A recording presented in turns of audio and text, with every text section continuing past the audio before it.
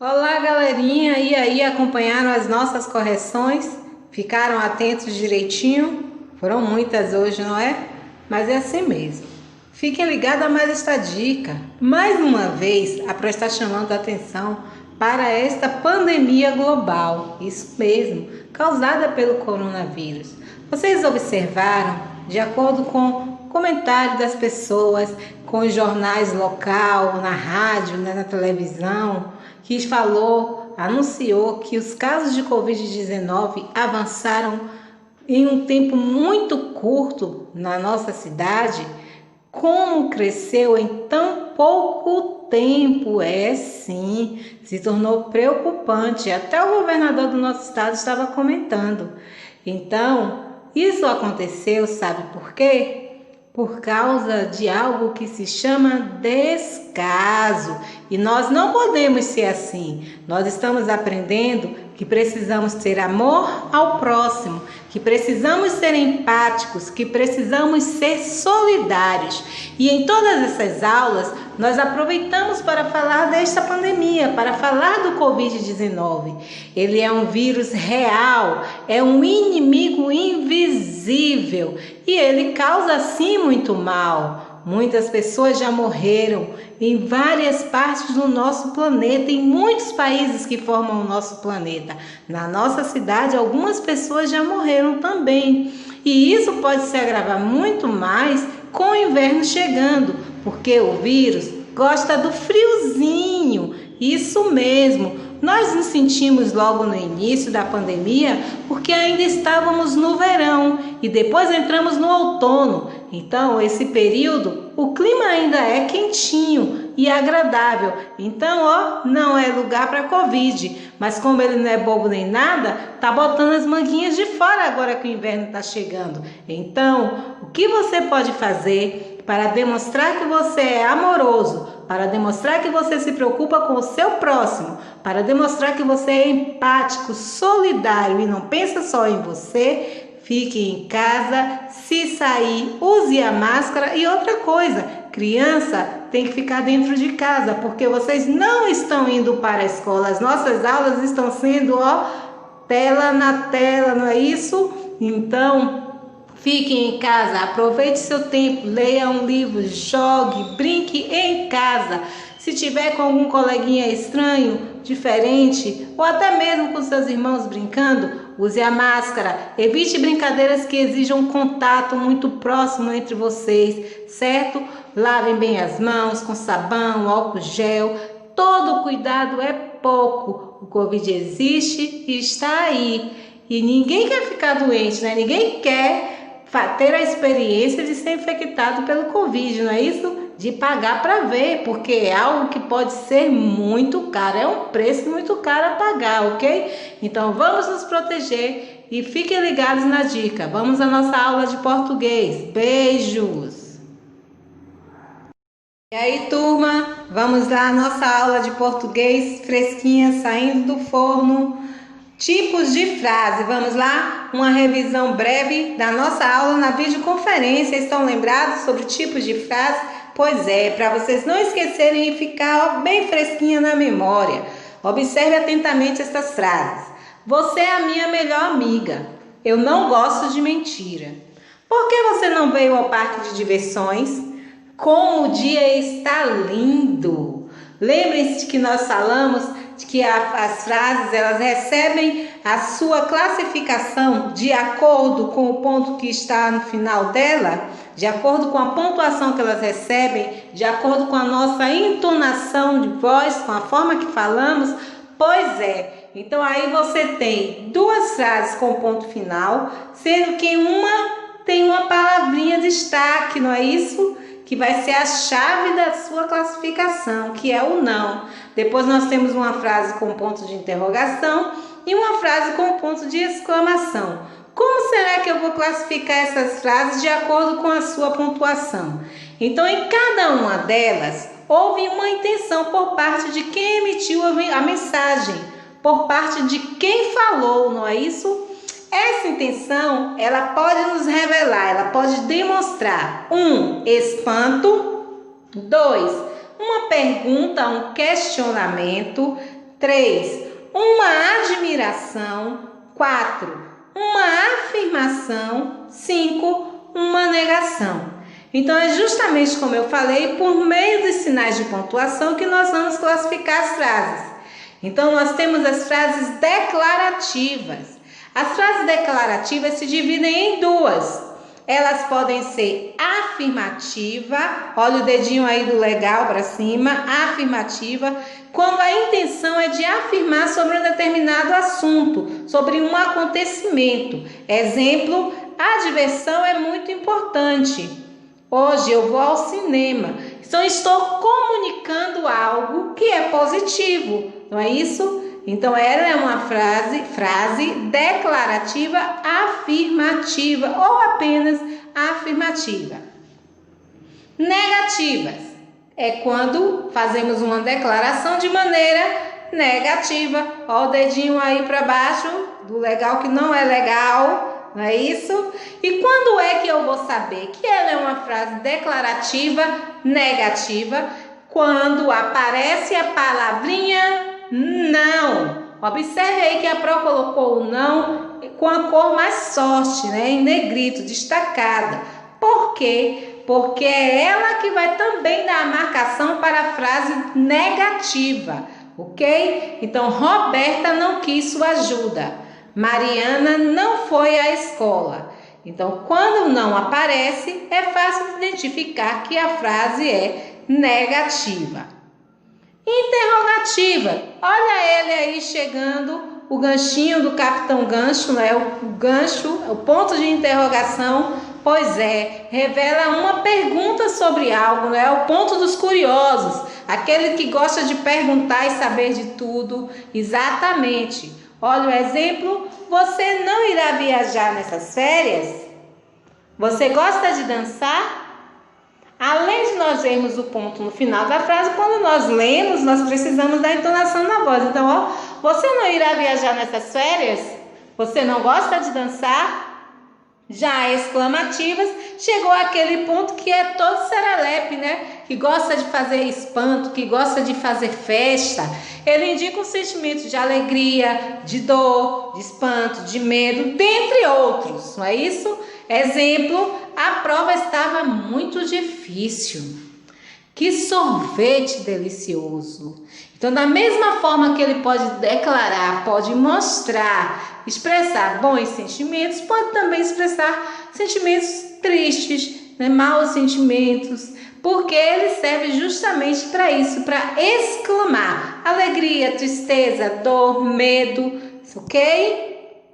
Agora vamos entrar em um assunto novo, fresquinho, sinônimo e antônimo. Eu acho que vocês já ouviram falar disso. Não vai ser nenhuma surpresa.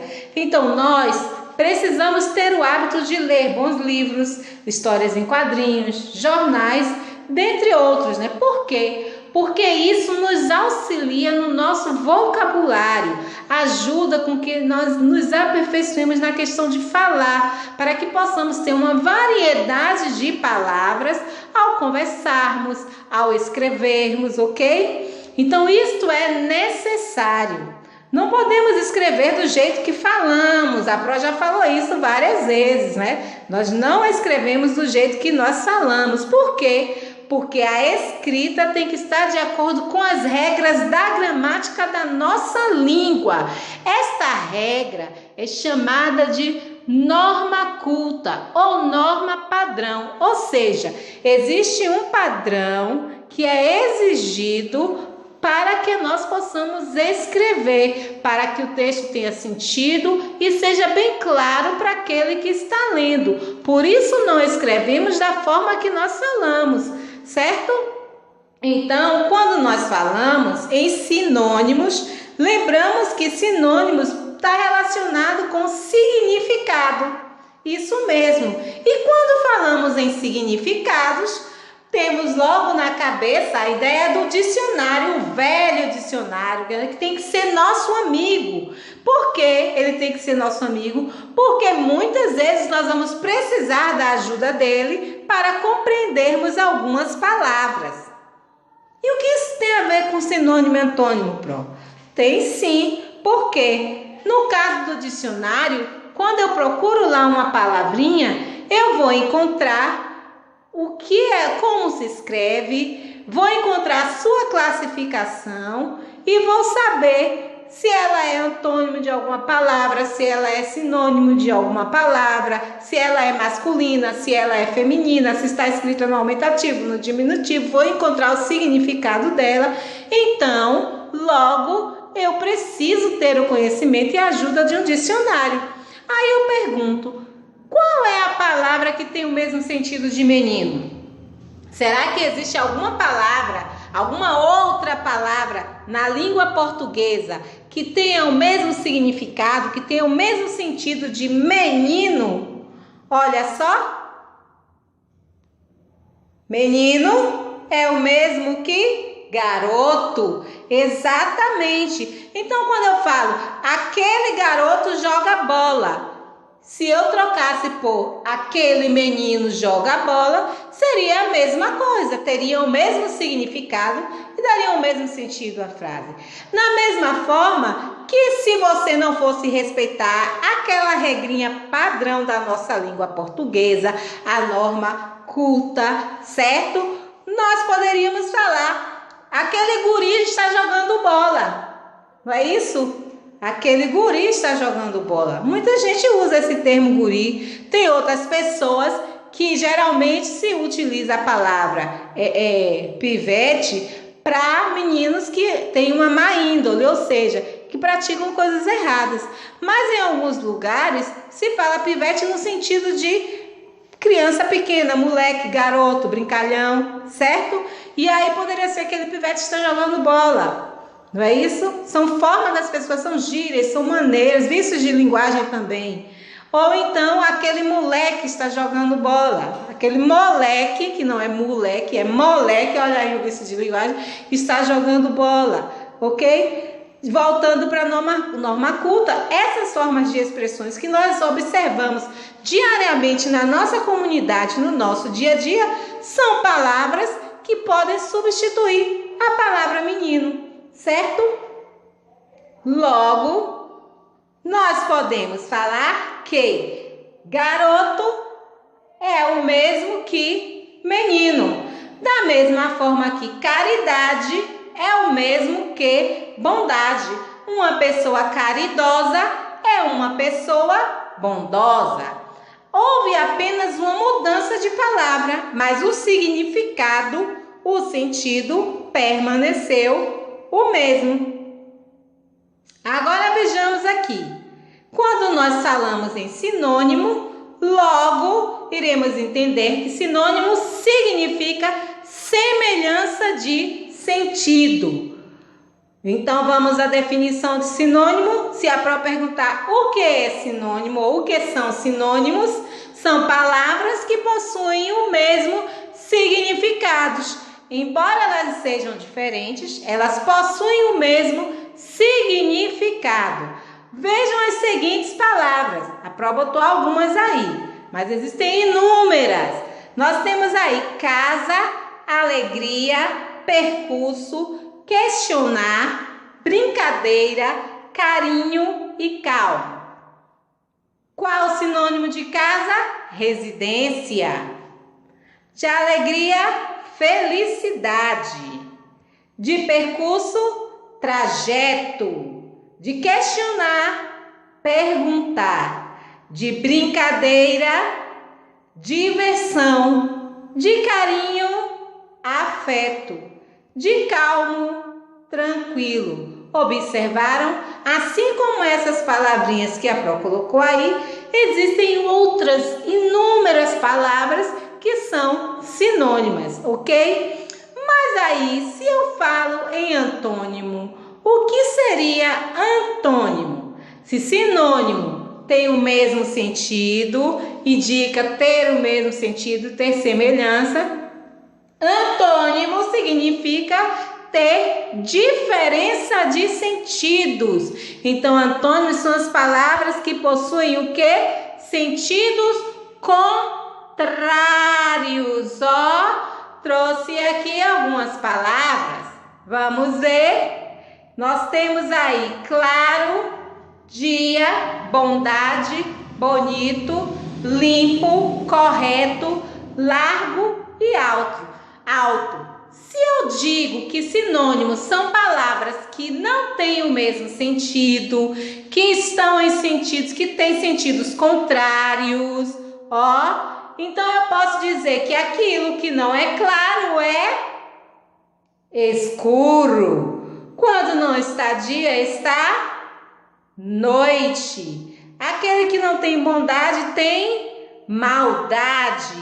Aquilo que não é bonito é feio. Aquilo que não está limpo está sujo. Aquilo que não está correto está errado.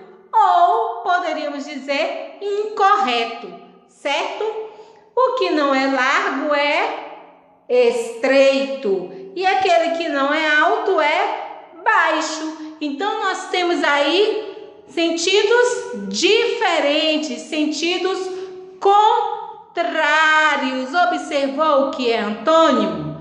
Pois é, aquilo que não está aberto está fechado. Então nós temos que prestar atenção e não confundir. Não tem como confundir sinônimo com antônimo. Por quê? Porque sinônimo tem o mesmo sentido, o mesmo significado. E antônimo é completamente diferente. Eles têm sentidos diferentes, ok? São palavras contrárias.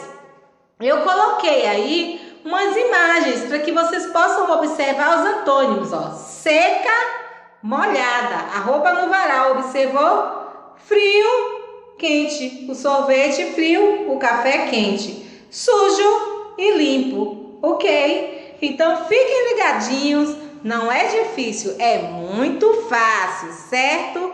Vem aí mais um recadinho. Beijos! Olá, galerinha! Fiquem em casa. Quando tudo isso passar, teremos ainda mais motivos para comemorar a vida. Não vai ser maravilhoso? Ficar em casa é uma forma de proteção, tomando todos os cuidados necessários, com a higiene corporal, com a higiene da casa, higiene dos alimentos. E muito em breve, quando ficarmos livres desse vírus, ficará tudo bem novamente e estaremos juntinhos. Então, fiquem em casa. Beijos! Vamos à nossa aula de história.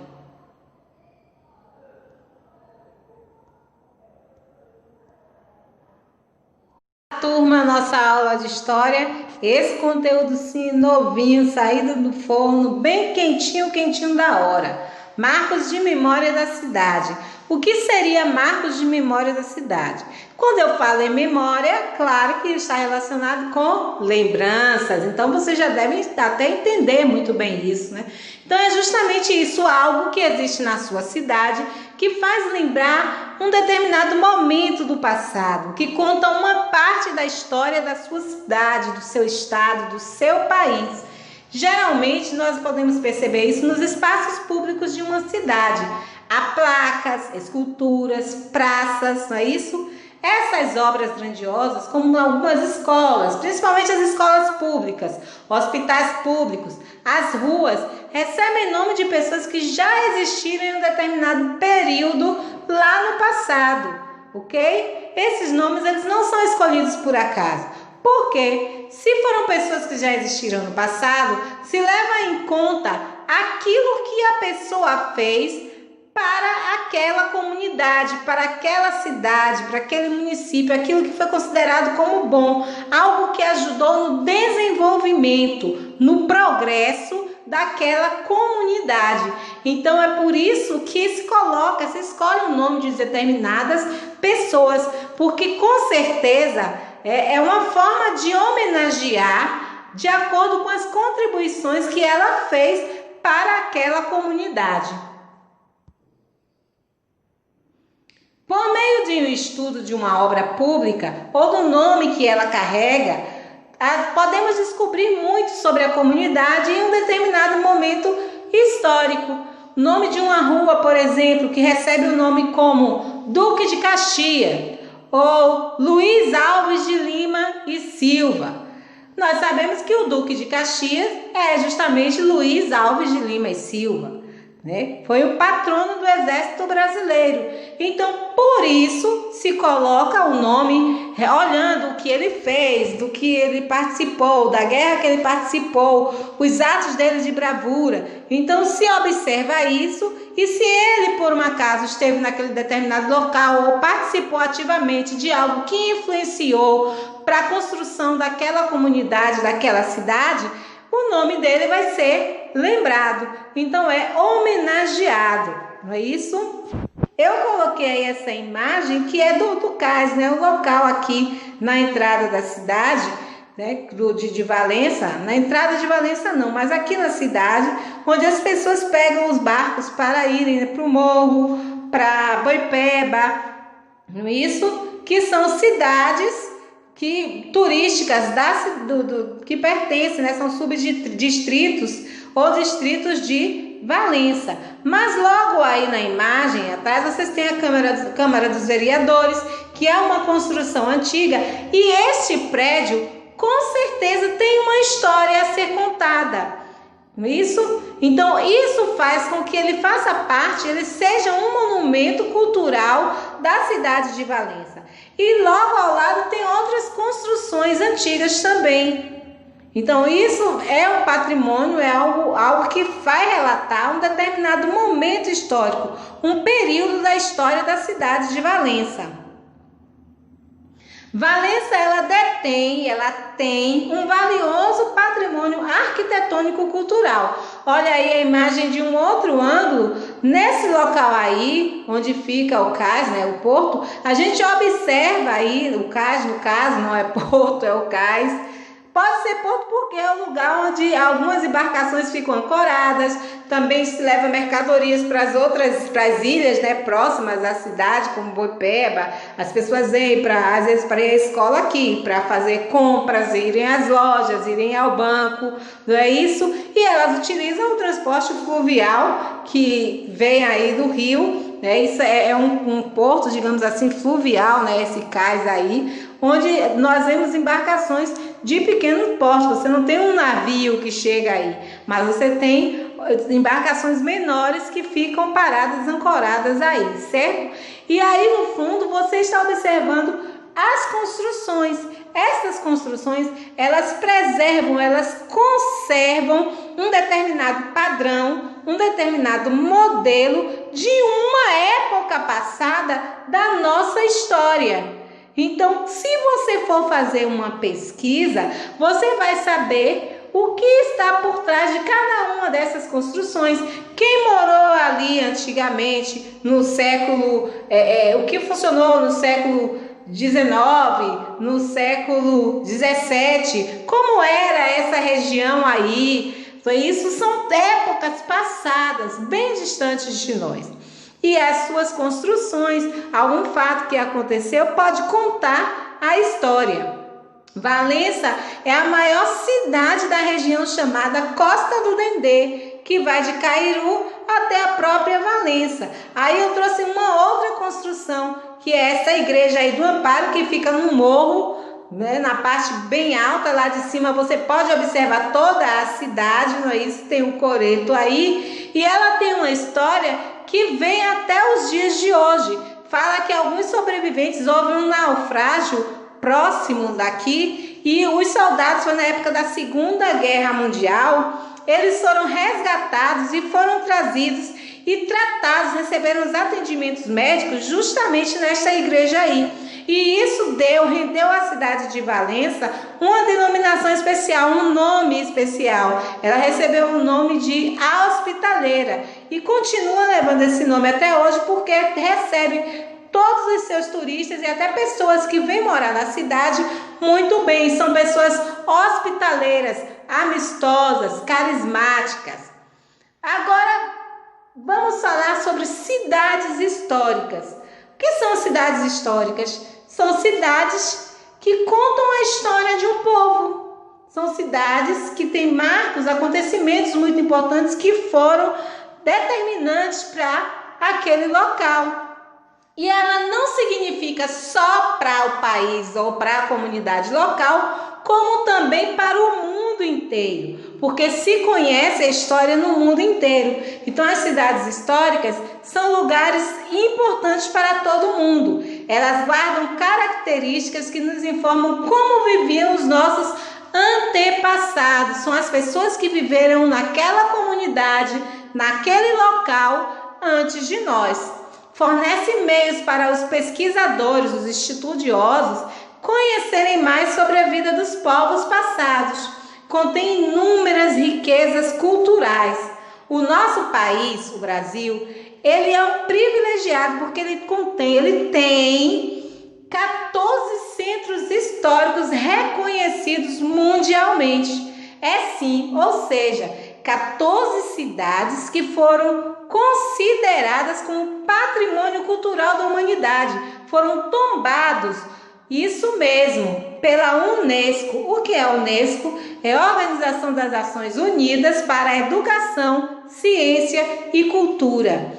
Quais são esses centros históricos do Brasil? A Pro citou apenas 5, são 14. No livro de vocês têm a lista dos 14 centros históricos do Brasil, que são bem destacados e conhecidos no mundo inteiro.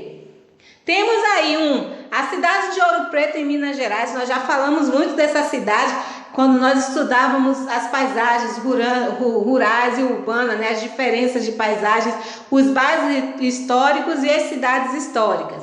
Olinda, em Pernambuco, 2. 3. Ruínas de São Miguel, no Rio Grande do Sul. 4. Salvador, na Bahia. 5. São Luís, no Maranhão. Eu trouxe aqui algumas fotos. Nós temos as fotos aqui de Olinda, que no carnaval você vê passar muito na televisão, principalmente porque fala dos bonecos de Olinda, né? Que são aqueles bonecos gigantescos, as pessoas saem na rua fazendo carnaval com aqueles bonecos que representam algumas personalidades do nosso país. E aí nós temos a cidade de Salvador, que é a capital do nosso estado, né? A capital da Bahia. Foi a primeira capital do Brasil. Vocês não podem esquecer disso, né? Primeira capital do Brasil. Você tem aí um cartão postal, exatamente. O mundo inteiro, às vezes, sentem curiosidade, porque nós temos aí a Baía de Todos os Santos. Na época em que o Brasil era colônia, quando a cidade foi fundada, foi justamente por isso. Lembra, a cidade surgiu no litoral. Era por aí, quando os barcos vinham lá de Portugal, né, vinham da Espanha, aqueles mercadores, aqueles comerciantes, quando traziam os negros da África, que vinham lá pelo Oceano Atlântico, né, chegavam aí na Baía de Todos os Santos, aí embaixo, no comércio, e deixavam os negros. Aí nós estamos vendo ao fundo aqui, o Mercado Modelo, né, que foi a primeira casa, a Casa da Moeda, né, do nosso país. E além disso tem um porão onde os escravos, os navios negreiros entravam com contrabando, não só com os negros, mas também com o pau-brasil. Ficava muitas vezes no porão, né, um lugar onde tem a água, né, tinha a água do mar que ficava ali, e ficavam escondidos para não serem descobertos durante muito tempo, até mesmo depois da abolição da escravatura. E temos aí o elevador Lacerda, que também é outro cartão postal, outro ponto turístico, que foi criado justamente para fazer a ligação, né, da cidade baixa com a cidade alta, porque logo aqui acima nós temos o Palácio Tomé de Souza, que era na época a casa do Tomé de Souza. É um local muito bonito, que foi o primeiro governador geral do Brasil. Então, olhe quantas histórias, né, em um momento tão curto, em uma imagem, nós podemos obter com relação a uma cidade histórica. E são muitos locais na cidade de Salvador.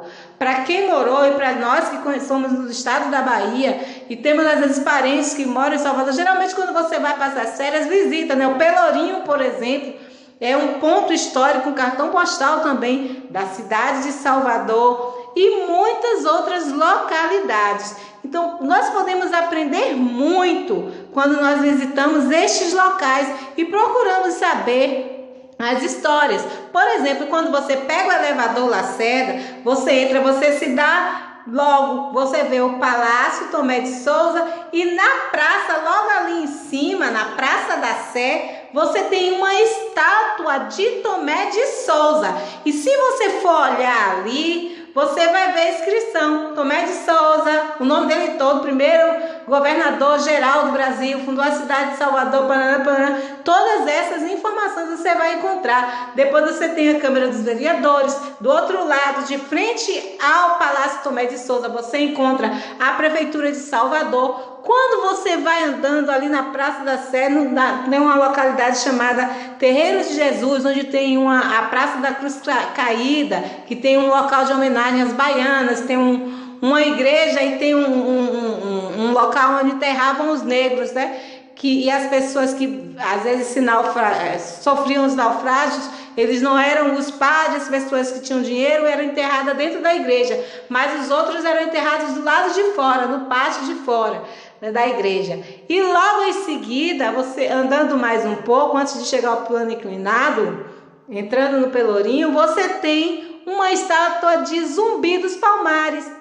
Exatamente. E aí você vai olhar e logo abaixo, no pezinho da estátua, tem escrito quem foi Zumbi dos Palmares, qual foi a importância dele. Então é uma viagem que nós fazemos ao passado quando nós nos deparamos com todas essas informações que uma construção, uma estátua, uma placa em uma localidade pode nos dar. Por isso que é importante, porque faz parte de toda a história de um povo, não é isso?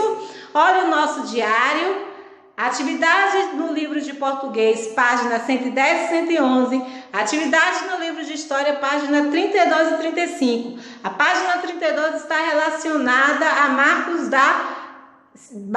de história da cidade, e a página 35 as cidades históricas, ok? Beijos, bom final de semana, continuem se cuidando e até o nosso próximo encontro.